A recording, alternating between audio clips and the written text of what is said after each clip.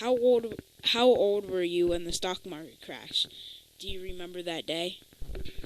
Yes, I was 13 years old at that time, just getting into junior high school. And I remember the time very distinctly, although it didn't happen just in one day because the history and the activity that was going on had not had coming around to all of us, and work in factories and all had not been reduced yet. But as time went on, we learned about it very directly. Where did you live when it happened? I lived on Van Buren Street in Gary, Indiana. And at that time, I was just in junior high, essentially. And in Gary, the chief industry was steel mills, where they converted the raw materials, iron ore and limestone and coal, refined it into raw iron. And this was at the southern tip of Lake Michigan. How did it affect your daily life? It affected it in many ways. Not only were we limited in the amount of food we had, but our families were able to go out and buy and farm for fruit and vegetables. And with the little money we had, milk and eggs were very scarce. But again, the farmer who either raised or had these products available to them were in a little better shape. They would trade, people who had chicken farms would trade eggs for, let's say, some pork and some meat and grain. But as far as the kids were concerned, our daily life was one of playing games where there were many kids involved. Sports was a big one, where I played a lot of sports at the YMCA, where one basketball would serve for hours and hours, and say 30 kids at a game. Baseball was another one we played a lot of. Played some football, played tag, and played just a lot of sports and activity where there was no equipment required. And I think the one which I remember very distinctly was being interested in baseball. We would play ball and the cover would wear out, and had the windings and the thing. We'd get some tape and tape up the string on it so to keep it together, and we'd play with that till we knocked the cover off of it. And maybe it might be just enough gloves for the kids in the field, and when they came in the bat, they'd trade their gloves to the other team going out to the field. Sometimes we didn't have enough gloves to go around, and we'd been catching the balls in the outfield barehanded, and many things like that. There were many communities activities, and families was much the same way, that we'd go out to picnics when we had food to take out, do whatever traveling we could.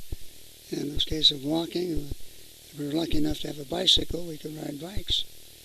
Ice skates were traded off, and roller skates, very few of us had roller skates. And just a big difference in the kind of recreation we were limited to. And going to a movie was a scarce thing. Saturday movies of cowboys and Indians and that kind of thing.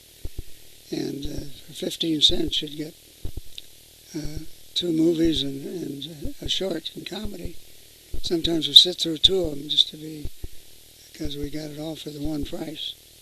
And we probably didn't get to a movie maybe once a month. And anything that cost money, going to high school football games, golly, we'd be climbing up on hills and trees around the field to be able to see the players in the game.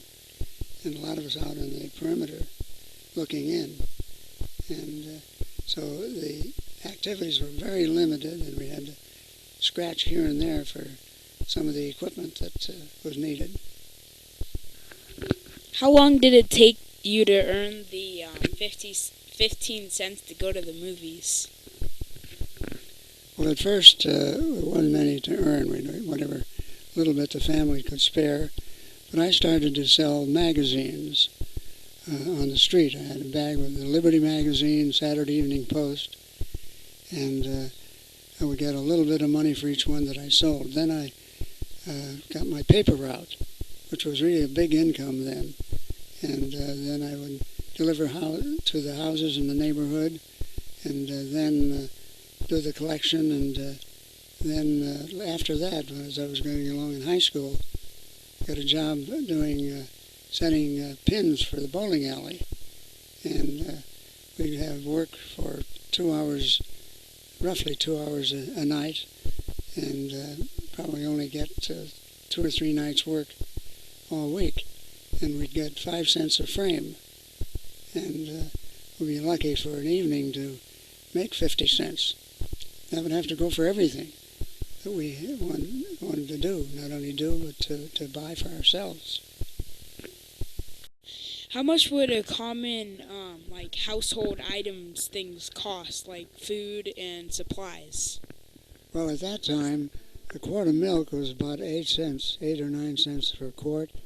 Also, a loaf of bread was probably like 5 to 10 cents, depending on how big it was. And then for other groceries, I can't remember exactly how much for a sack of potatoes, but flour and things like that. And that came into my work, and that I would work out with the grocery store manager to volunteer to carry groceries home for some of the little old ladies who couldn't handle it all. And I built a cart, a 2-wheel cart with a box on it and a handle. So I'd load the cart full of groceries whenever I could and take them, maybe 3 blocks, 5 blocks, or something like that. And I'd get maybe 5, 10 cents for a trip.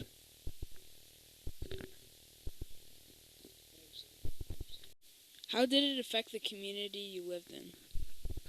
Well, it helped very much in the sense that it bound the community together. No matter how little you had, if somebody was in dire need of something, you'd share. And maybe you might have cherries growing on your tree, and somebody else would have radishes in the ground. Well, you'd trade off and give some of your cherries to them, and they'd probably give you some radishes. But it bound them together and looked out for one another. It wasn't a case of grabbing and taking and not supporting others who had as much a need as you had. And that community spirit is something that developed very well during the deep depths of Depression and time following as well, because we all had some kind of experience that wasn't very good.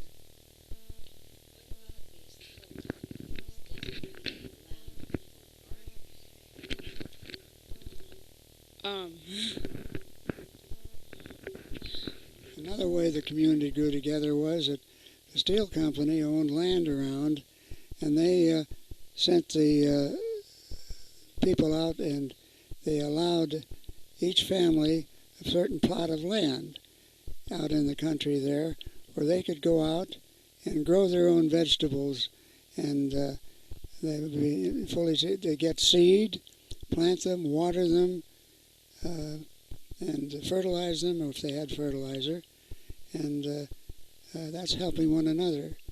Gave them a chance to earn their way. Did you think that the crash of 1929 will repeat itself in the future? Well, that was a very drastic depression. Now, in time now, we have been able to adjust economy and control those things which seem to run away and run off out of hand. And there have been minor recessions since then, but we've been able to steer the economy by help and welfare, in some cases, to keep the economy from dropping off as badly as it did then.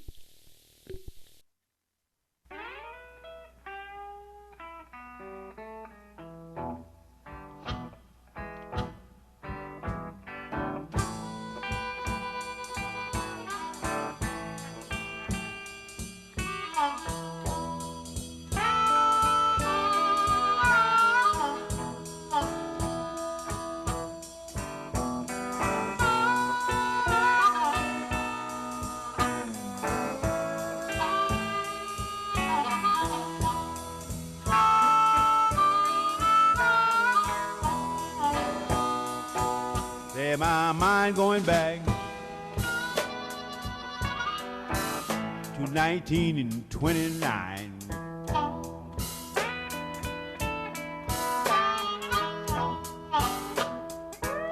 Say my mind going back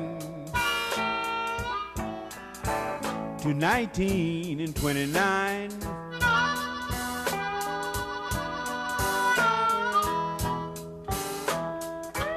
Did I lose my job?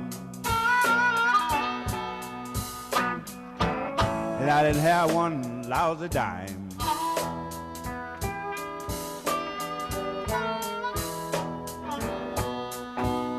I got a job in the country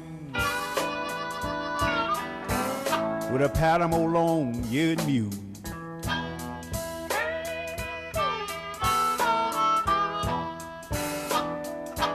I got a job in the country with a Panama long-eared mule.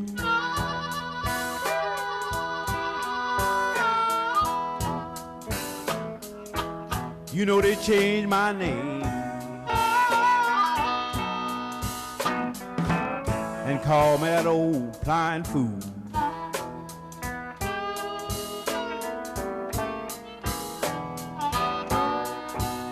Every Saturday evening,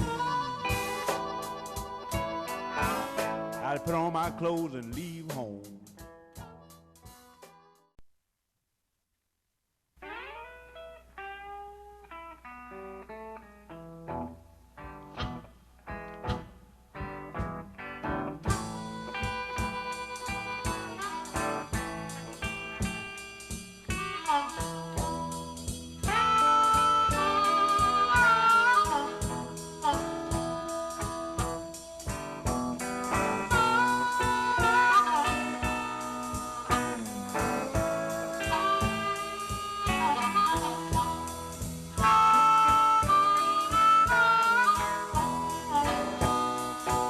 Say my mind going back to 1929.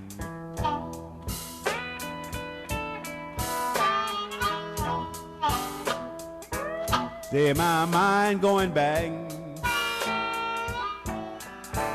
to 1929.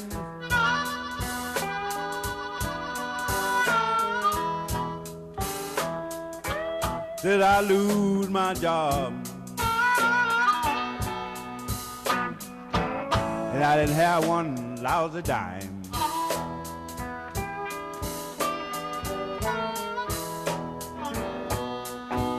I got a job in the country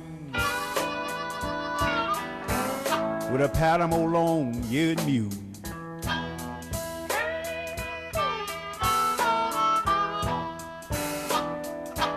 I got a job in the country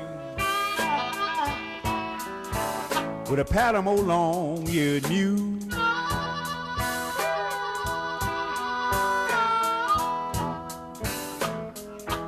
You know they changed my name and called me that old blind fool.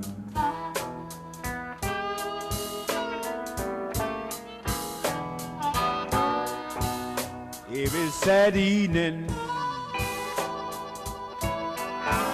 I'd put on my clothes and leave home.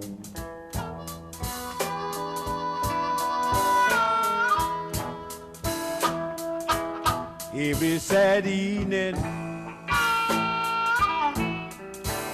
put on my clothes and leave home.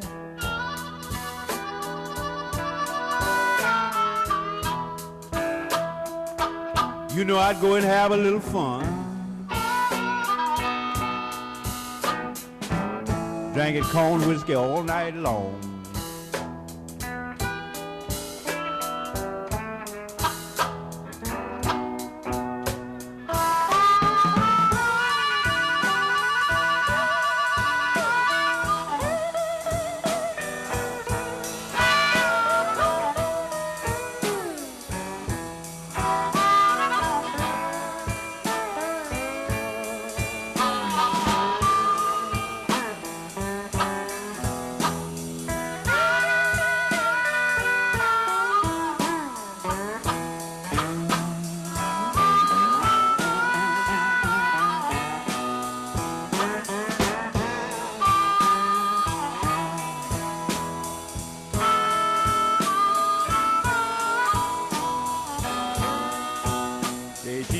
used to meet me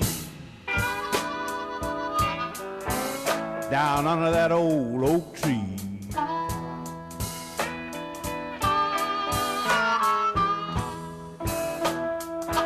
She used to meet me down under that old oak tree.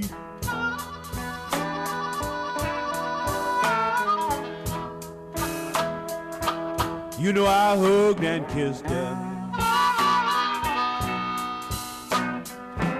and she fell in love with me.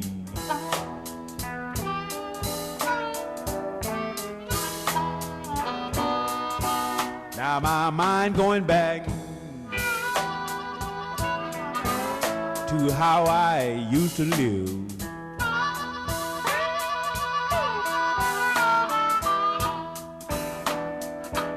Say my mind going back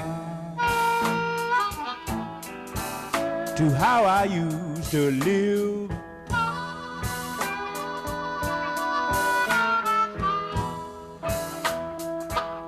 You know she used to run and chase me all around that sorghum cane mill.